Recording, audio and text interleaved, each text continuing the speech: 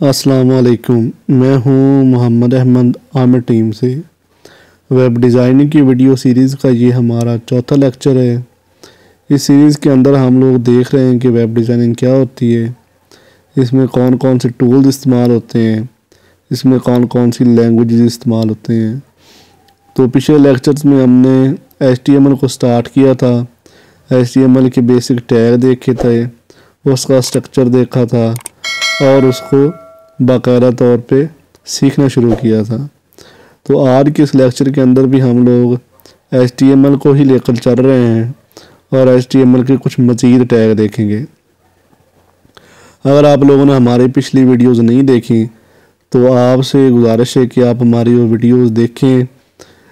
उनका लिंक जो है वो नीचे डिस्क्रिप्शन में दे दिया गया है, आप उधर से भी देख सकते हैं और वैसे भी सर्च करके आमिर टीम वेब डिज़ाइनिंग को देख सकते हैं। तो आज के इस लेक्चर को हम लोग शुरू करते हैं। तो आपको पता है सबसे पहले हम लोग सर्च बार में जाके नोट पैड को ओपन करते हैं। ये हमारे पास नोट पैड ओपन हो चुका है। अब हम लोग HTML का बेसिक स्ट्रक्चर लिख लेते हैं।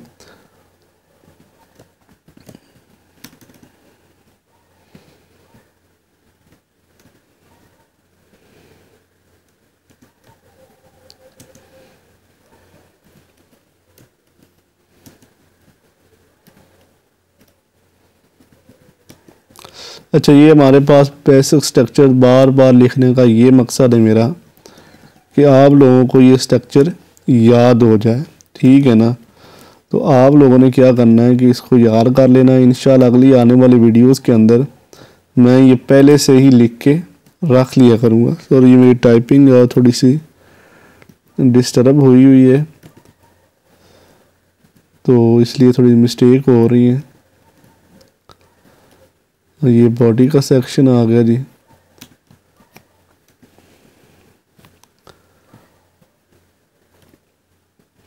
बॉडी को हमने क्लोज कर दिया, ठीक है ना। आपको पता है कि हेड सेक्शन में हमारे पास एक और टैग होता है जिसको हम कहते हैं टाइटल टैग।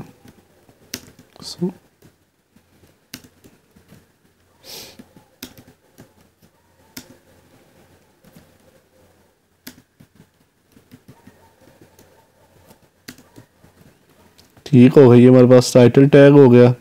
ये हेड सेक्शन पूरा हमारे पास हो गया और इसके साथ ये हमारे पास बॉडी का पार्ट हो गया, ठीक है। आप लोगों को पता है कि ये हमारे पास जो है टाइटल के अंदर जो भी टाइटल देते हैं तो हमारे पास ब्राउज़र में वही शो होता है। जिस पेज का हमने जो भी नाम लिखना वो यहाँ पे रखते हैं। इसका हम नाम कोई भी रख लेते हैं, फॉर एग्जांपल लेक्चर 4 हम इसका नाम रख लेते हैं, ठीक है। अब बॉडी के अंदर आए तो हम लोगों ने एक टैग पीछे देखा था हेडिंग का, ठीक है। तो हमने वो टैग लिखा और आज के लेक्चर की हेडिंग दे देते हैं, ठीक है ना। तो इस टैग को हम लोगों ने किया क्लोज। तो यहाँ पे आज के लेक्चर की हेडिंग हमारे पास दे देते हैं टेक्स्ट डेकोरेशन। तो हमारे पास जितने भी टैग्स हम देखेंगे आज वो सारे टैग्स की डेकोरेशन के मतलब होंगे, इसलिए हमने इसकी जो टाइटल है वो ये लिख दिया। अब हम पेज को सेव करते हैं, इसको इसी नाम से रख लेते हैं टेक्स्ट डेकोरेशन .html और इसको हमारे डेस्कटॉप पे सेव भी करके देख लेते हैं। ये देखिए हमारे पास टेक्स्ट का कलर चेंज हो चुका है। यहाँ पे आए, इसको ब्राउज़र में ओपन किया तो हमारे पास टेक्स्ट डेकोरेशन हो गया। तो हम इसको क्या करते हैं कि इसको सेंटर में ले आते हैं ताकि हम जो मज़ीद टैग नीचे लिखेंगे उनका हमें पता चलता रहे। तो सेंटर में लाने के लिए मैंने आपको पीछे एक टैग बताया था पिछले लेक्चर के अंदर। वो टैग था हमारे पास सेंटर का टैग, ठीक है ना।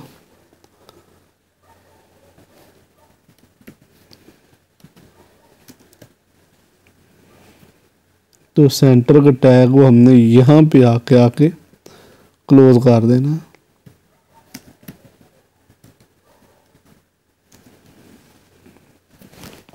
अब इसको सेव करते हैं और देखते हैं कि हमारे प्रीव्यू कैसा आ रहा है। तो इसको जब रिफ़्रेश किया तो हमारे पास टेक्स्ट कुछ इस तरह का शो होना शुरू हो गया। अब आप लोगों ने एक चीज़ नोट की होगी कि हमारे पास जो टेक्स्ट का कलर होता है ना, वो बाय डिफ़ॉल्ट ब्लैक ही होता है। तो अगर आप इसको चेंज करना चाहते हैं तो आपको मैंने एक टैग बताया था फाउंड का, उसके अंदर आप जाके इसका कलर चेंज कर सकते हैं। ठीक है, तो आज हमारा जो पहला टैग है वो हमारे पास एक बी टैग है। ठीक है, बी का मतलब क्या होगा, बी रिप्रेजेंट कर रहा है बोल्ड को।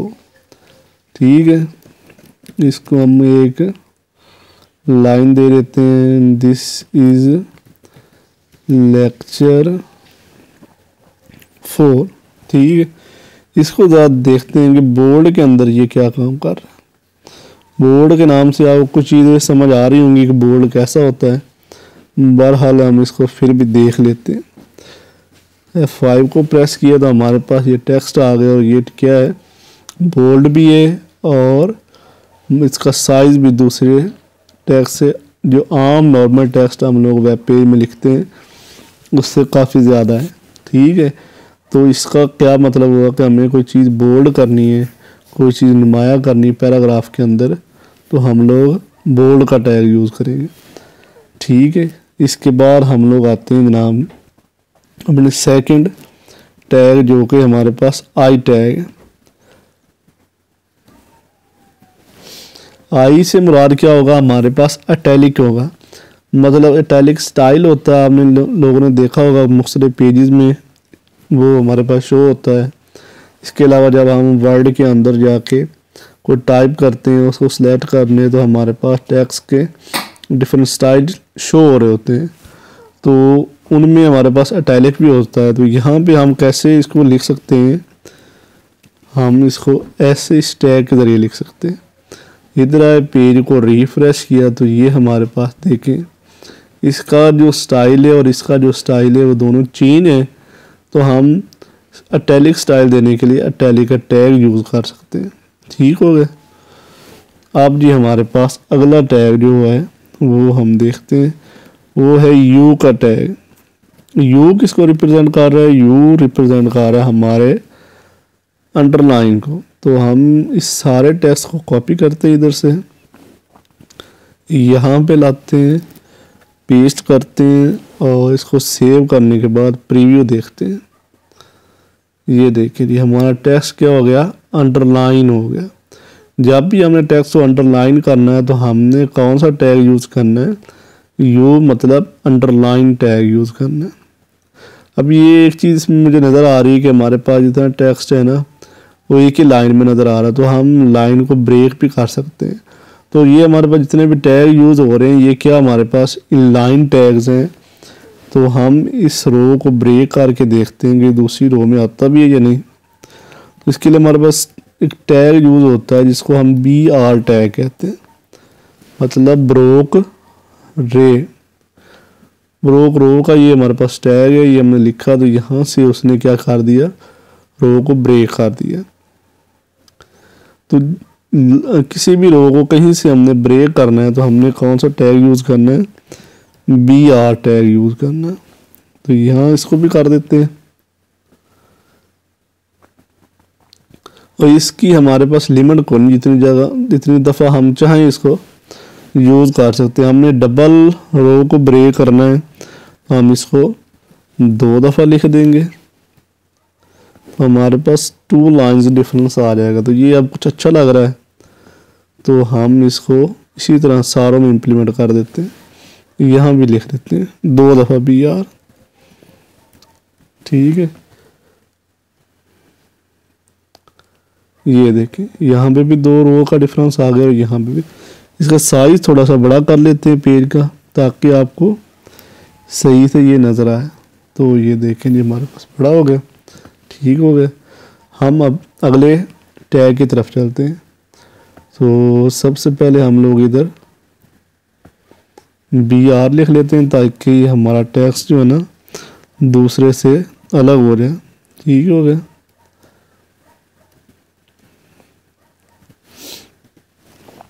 इससे अगला हमारे पास है डेल का टैग।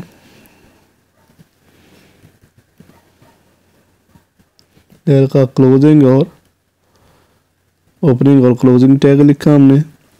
इसके अंदर जो ऊपर हमने कॉपी किया था इसको इधर दोबारा लिख देते हैं। एक ही लिखने का मकसद ये है कि सारों के अंदर आपको डिफरेंस वाज़े हो जाए। तो अब इसका प्रीव्यू देख लेते हैं हमारे पास किस तरह आ रहा है। तो ये देखें, अगर हमारे पैराग्राफ के अंदर या पूरी वेबसाइट के अंदर कोई चीज़ हमें डेल करनी है, काटनी है, तो हम उसको कैसे करेंगे, डेल के टैग के ज़रिए उसको काट देंगे। ठीक है। इसके बाद हमारे पास अगला टैग जो आ रहा है वो कौन सा है जी। अच्छा, आप लोगों ने, अगर आप लोग रियादी पढ़ते हैं तो आप लोगों ने बहुत जगह देखा होगा कि हमारे पास पावर शो हो रही होती है। ठीक है ना, 2 की पावर 4, 4 की पावर 6 या x की पावर 2। तो वो कैसे यूज़ होती है उसको भी हम देखते हैं कि हम भी उसको यूज़ कर सकते हैं या नहीं कर सकते। तो उसके लिए हमारे पास जो पहला टैग यूज़ होता है वो होता है सुपरस्क्रिप्ट का टैग। हम जो ये कॉपी किया हुआ था इसको इधर पेस्ट करते हैं और देखते हैं कि इनमें क्या डिफरेंस है। तो ये देखें, लेकिन इसमें हमें ये वाज़े नहीं हो रहा, ये तो बिल्कुल एक ही लाइन में नज़र आ रहा है। तो हम इसको थोड़ा सा डिफरेंट करके देखने की कोशिश करते हैं। तो हम क्या करते हैं, हम देखते हैं कि x की पावर 4 है, तो 4 को हम इधर लिखते हैं और x को इधर लिख देते हैं बाहर। अब इसको सेव करते हैं और देखते हैं कि प्रीव्यू कैसा आ रहा है। तो ये देखिए जी, हमारे पास x जो है वो नीचे है और पावर में हमारे पास क्या है 4। तो आप किसी भी टेक्स्ट को अगर ऊपर लेकर जाना चाहते हैं तो उसके लिए हम कौन सा टैग यूज़ करेंगे, सुपरस्क्रिप्ट का टैग। ठीक हो गया।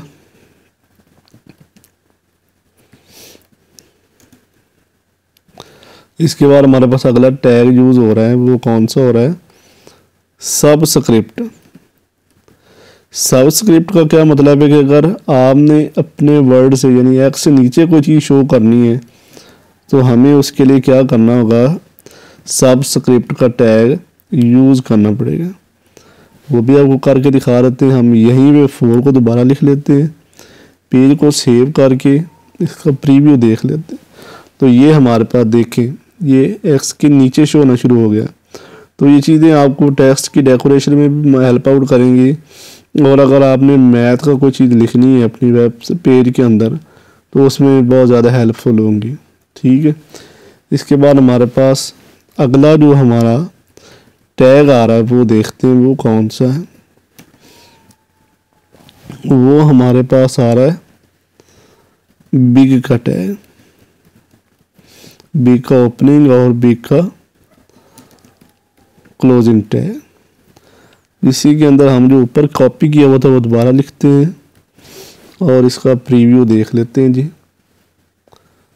तो ये देखें, अब बिग के टैग ने क्या किया कि बिग के टैग के साथ हमने जो भी लिखा हुआ उसका साइज़ जो है ना वो दूसरे ऊपर जो भी लिखा हुआ उस सबसे बड़ा है। तो हमारे टैक्स को किसी टैक्स का कोई भी स्पेसिफिक हिस्सा जो है ना उसको बड़ा करने के लिए, नुमाया करने के लिए हम लोग क्या यूज़ करते हैं, बिग का टैग यूज़ करते हैं। ठीक है। तो इसको हम बार बार लिख लेते, इसको क्या करते हैं, कॉपी कर लेते हैं 5-6 दफ़ा कि हमें ये बार बार लिखना ना पड़े।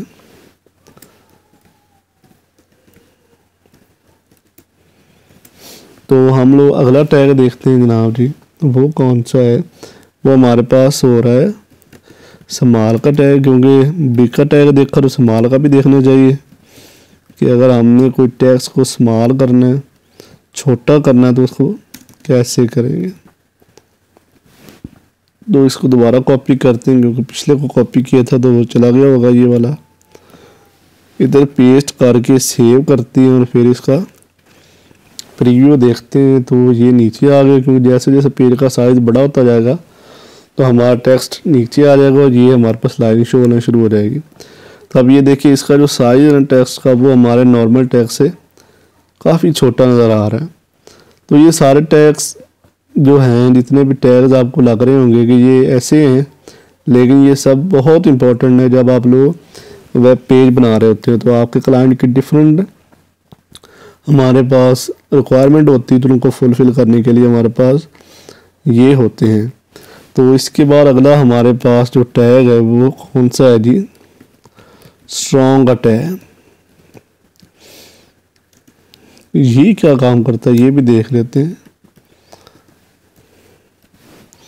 इस कॉपी की हुए टेक्स्ट को इधर पेस्ट करते हैं और इसको सेव करके देखते हैं कि ये क्या काम कर रहा है।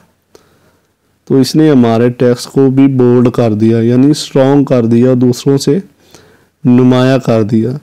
तो आप बोल्ड का टैग भी यूज़ कर सकते हैं, बिग का टैग भी यूज़ कर सकते हैं और उसके साथ स्ट्रॉन्ग का टैग। तो ये सारे एक ही काम कर रहे हैं, तो इनमें से आपको जो भी अच्छा लगे वो आप यूज़ कर सकते हैं। इसके बाद हमारे पास एक और टैग यूज़ हो रहा है, स्ट्रिक। इसको भी देख लेते हैं कि ये क्या काम करता है। तो इसके अंदर टेक्स्ट को कॉपी करते हैं, पेस्ट करते हैं और इसका प्रीव्यू देख लेते हैं कि ये क्या काम कर रहा है। तो इसने क्या कर दिया कि जो डेल वाला काम था ना स्ट्राइक का, वही इसने किया। तो इसने टेक्स्ट को क्या कर दिया, काट दिया, डेल कर दिया, यानी हम ये टेक्स्ट यूज़ कर ही नहीं रहे। तो ये मुख्तलिफ टैग क्यों हैं, क्योंकि ये हमारे पास जो था ना डेल का टैग, ये हमारे पास HTML के प्रीवियस वर्जन में था और ये हमारे पास न्यू वर्जन के अंदर है। तो मैं आपको सारे जो है ना HTML5 और उससे पिछले वर्जन के जितने भी टैग्स हैं ना HTML के अंदर यूज़ होते हैं वो सारे बता रहा हूँ। तो इसलिए आप लोग इनको अपने ज़हन में रखें। अच्छा, हमारे पास इसके बाद पिछले लेक्चर में हमारे पास एक चीज़ रह गई थी, हमने पैराग्राफ का टैग देखा था। तो उसकी अलाइनमेंट के अंदर एक चीज़ रह गई थी, हमने लेफ़्ट राइट कर तो लिया था पैराग्राफ को, और इसके अलावा हमने सेंटर में भी कर लिया था। तो हमारे पास एक इम्पॉर्टेंट चीज़ रह गई थी, वो देखते हैं वो क्या है। तो हम पैराग्राफ को लेते हैं, पहले वर्ड को ओपन करते हैं। वर्ड के अंदर जितने पैराग्राफ होते हैं हम उनको कॉपी कर सकते हैं। तो इसके लिए हमने इक्वल लिखा। मैं स्क्रीन को थोड़ा सा बड़ा करता हूँ ताकि आपको ये वाज़ेह तौर पर नजर आए कि मैं क्या लिख रहा। इसके बाद रेंड लिखा, उसके बाद ब्रैकेट के अंदर हमने लिख लिया, एक पैराग्राफ लेना तो एक लिखना, दो लेने तो दो, तीन लेने तो तीन, तो चार लेने तो चार, जितना भी आपने लिखना है पैराग्राफ लेने तो वो आपने लिख देने। तो हम 5 पैराग्राफ लेते हैं और इसको इंटर किया तो हमारे पास 5 पैराग्राफ ऑटोमेटिकली आ गए। तो हम इसको करते हैं यहाँ से कॉपी,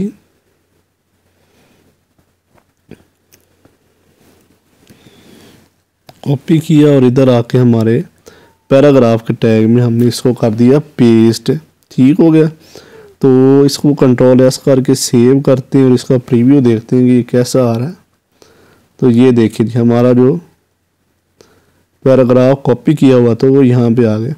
अब हमने इसको लेफ़्ट और राइट पे करके देखा, सेंटर में करके देखा, और अब आज देखेंगे वो क्या देखेंगे कि हमारी अलाइनमेंट जो जस्टिफाई कैसे होती है। मतलब कि आप लोगों ने यहाँ पे देखिए डिफरेंस आपको यहाँ पे नज़र आ जाएगा कि हमारे पास जो है ये टेक्स्ट जो इधर से लास्ट में है ना, कहीं से लाइन बड़ी हो रही है, कहीं से छोटी हो रही है। तो हमने क्या करना है, इसको सारों को इसका जो साइज़ है लाइनों का वो बराबर करना है। ठीक है। तो इसके लिए हम लोग कौन सा टैग यूज़ करेंगे, पैराग्राफ के अंदर जाएंगे और एट्रीब्यूट कौन सा हमारा होगा,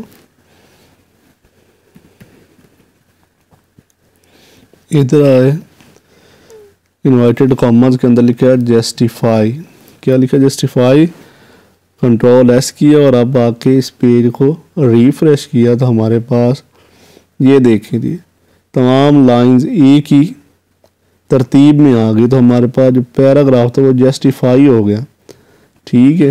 तो आप लोगों ने जब भी अपने पैराग्राफ को लिखना है तो आपने ये टैग लाजमी यूज़ करना है ताकि आपका पैराग्राफ जो अच्छा लगे और अट्रैक्टिव सा भी हो जाए। ठीक है। तो आप लोगों ने इन टैग्स को अच्छी तरह से प्रैक्टिस करना है, आज के लेक्चर को अच्छी तरह से प्रैक्टिस करना है। अगर आप लोगों को कोई टेंशन हो, कोई प्रॉब्लम आए तो आप लोगों ने कमेंट सेक्शन के अंदर आके कमेंट करके हमें बताना है। अगर आप लोगों को हमारी आज की वीडियो अच्छी लगी हो तो हमारी वीडियो को लाइक कर दें, चैनल को सब्सक्राइब कर दें और बेल आइकन पर क्लिक कर दें। आज के लिए इतना ही। अपने साथ के लोगों का बहुत ख्याल रखिए। खुदा हाफिज़।